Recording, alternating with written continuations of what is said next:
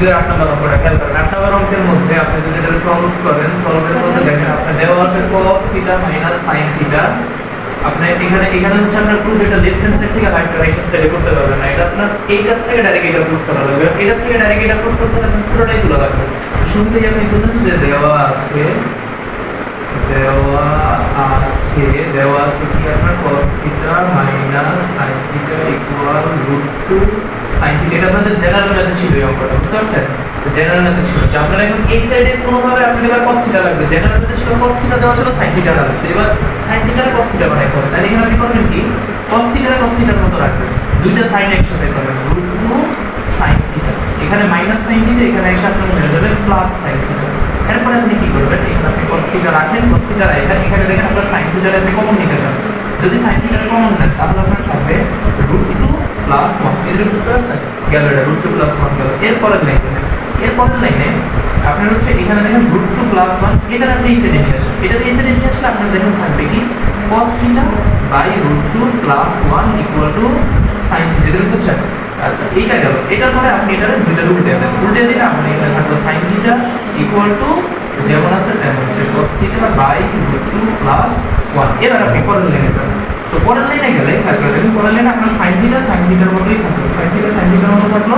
এখানে cos θ রাখেন, আপনি cos θ রাখেন, আর নিচে আপনার যে √2 + 1 এটাকে রাখেন। এখন খেয়াল করে দেখেন, আমি বলছিলাম যে রুট আলাদা যদি কোনো কিছু থাকে তাহলে প্লাসটা আপনার হয়ে যাবে মাইনাস। তাহলে প্লাসটা আপনি মাইনাস মানে উল্টা সাইডে বসান, তাহলে প্লাসটা মাইনাস মানে উল্টা সাইডে বসান। এখানে আপনার √2 - 1, নিচে √2 - 1। তাহলে আপনার এটা কাটাকাটি হবে, সিম্পল বিষয়। তাহলে এবার এটার পরের লাইনটা কি হবে? এটার পরের লাইনটা এখন হবে sin θ = দেখেন √2 + 1 √2 - 1, নিচে আপনার তাহলে কি হবে a² - b²। এইটা তো স্কয়ার দেওয়া লাগে না, এটা থাকলো। আর উপরে আপনার থাকবে কি, উপরে আপনি যদি এই দুইটাকে রাখেন, উপরে যেমন আছে তেমন রাখেন, যে cos θ * √2 - 1 রাখলেন। এবার তাহলে পরের লাইনটা খেয়াল করেন, এখানে আপনার থাকবে sin θ = cos θ, এখানে যা আছে তাই রাখেন, cos θ * √2 - 1 রাখেন। আর নিচে দেখেন স্কয়ার আর রুট কাটাকাটি হয়ে যাবে, তাহলে 2 - 1 থাকবে। তাহলে পরের লাইনটা আপনার কি হবে? পরের লাইনটা হবে হচ্ছে আপনার sin θ = আপনার নিচে তো 1 এসে পড়বে, নিচে 1 এর কোনো ভ্যালু নেই, তাহলে আপনার থাকবে cos θ √2 - 1। এবার তাহলে পরের লাইনটার দিকে তাকান। পরের লাইনটা আপনার হবে যে sin θ = আপনি হচ্ছে cos θ আর √2 যদি গুণ করেন তাহলে √2 cos θ। খেয়াল করেন আপনার √2 cos θ আপনি কিন্তু পেয়ে গেছেন, √2 cos θ পেয়ে গেছেন। আর এখানে cos θ আর -1 গুণ করলে -cos θ।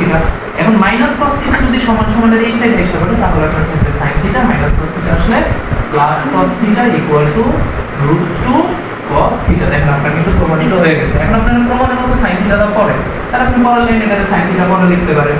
যে পরের লাইনে গেলে আপনি sin θ টা পরে লিখেন, আগে লিখেন cos θ sin θ = √2 cos θ। আপনাকে এটা বলছে দেখাইতে, তাকে সুন্দর মতো দেখালে সহজ অঙ্কটা, হ্যাঁ একদম সিম্পল। এখন নিচের এই অঙ্কটা, এটাও একদম সহজ একটা অঙ্ক। 9 নম্বরটা দেখেন, 9 নম্বর অঙ্কটা কি বলছে, আপনার যেটা দেওয়া আছে সেটাকে আপনি তুলে, যে দেওয়া আছে কি আপনার কাছে tan θ = x/y।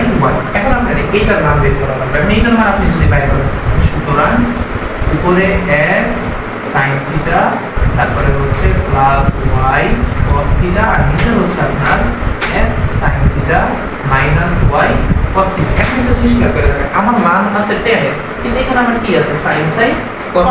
এখানে কিন্তু অন্য কিছু নেই। এখন এটা আপনি কি কাজ করতে পারেন? দেখেন আপনি যদি উভয় সাইডে দেখেন, এই সাইনের নিচে যদি কোনোভাবে cos আনতে পারেন, সাইনের নিচে যদি কোনোভাবে cos আনতে পারেন, তাহলে আপনার tan এসে পড়বে না, তাহলে আপনার tan এসে পড়বে। এখন সাইনের নিচে যদি cos আনেন, তাহলে cos এর নিচে আপনার cos বসাইতে হবে। সাইনের নিচে যদি cos আনেন, তাহলে cos এর নিচেও cos বসাইতে হবে।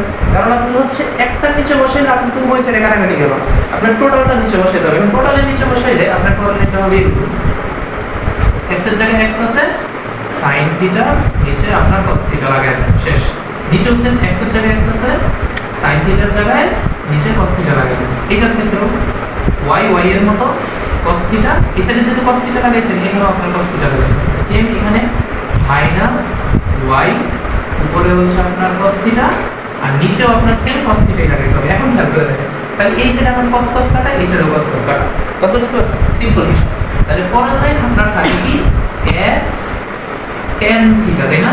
আর নিচেও থাকে আপনার x tan থিটা উপরে থাকে প্লাস y নিচে থাকে মাইনাস y এটুকু বুঝতে পারছেন আচ্ছা এটুকু বুঝলে এবার পরের লাইনটা দেখেন আপনি পরের লাইনটা দেখেন পরের লাইনের মধ্যে আপনি x এর জায়গায় x রাখলেন ইনটু tan থিটা বলতে কি x by y tan theta বলতে x বাই y প্লাস হচ্ছে আপনার y নিচেও same x into tan theta বলতে x by y minus y তাহলে পরের লাইনটা এবার খেয়াল করে দেখেন x আর x কি হবে x স্কয়ার নিচে y প্লাস y এখানেও সেম x স্কয়ার নিচে y মাইনাস y এটা বুঝতে পারছেন গেল তাহলে পরের লাইনটা আপনি এবার কি করবেন নিচে y থাকলো তাহলে y কাটা উপরে থাকলো x স্কয়ার প্লাস y আর y স্কয়ার ঠিক না নিচে আপনার সেম উপরে থাকলো x স্কয়ার নিচের y আর হচ্ছে আপনার এখানে থাকবে মাইনাস y স্কয়ার এটা বুঝতে পারছেন গেল তাহলে পরের লাইনটা আপনি এখন ভগ্নাংশের উপর ভগ্নাংশ লিখে তাহলে ভগ্নাংশ উল্টায় দেন তাহলে x স্কয়ার প্লাস y নিচে y ইনটু উল্টায় y উপরে আর নিচে থাকবে আপনার x স্কয়ার মাইনাস